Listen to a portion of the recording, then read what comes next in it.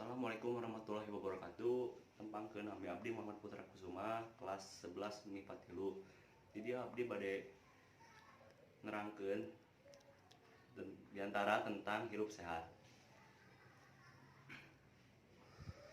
Wilujeng enjing sadayana, Bapak sareng Ibu guru anu ku simkuring dipika hormat sareng rerencangan sadayana anu ku simkuring dipika cinta.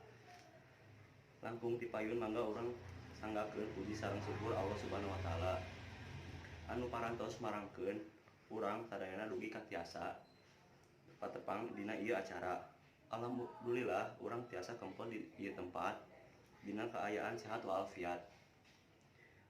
Pala wargi anu kusing kuring dipika hormat dina ieu waktos sikuring bade ngadugikeun kumaha pentingna hirup sehat kanggo urang sadayana. Urang sadayana kedah atanapi wajib ngajagi lingkungan sareng awak nyalita sangkan ditebikeun tina segala hirup penyakit. Kumargi kitu urang kedah ngalaksanakeun hirup sadinten ku cara anu sehat. Meresihan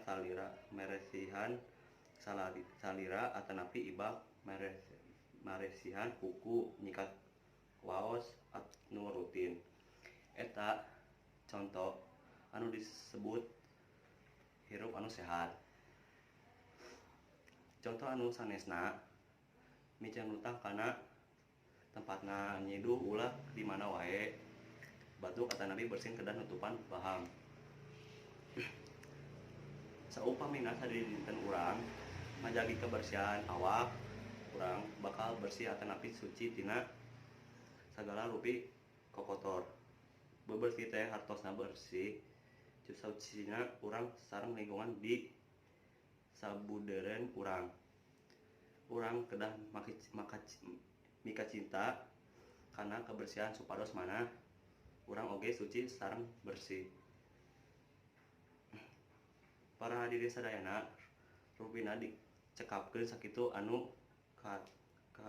kapihatur kirang langkungna mugi tiasa dihampunten. Wassalamualaikum warahmatullahi wabarakatuh.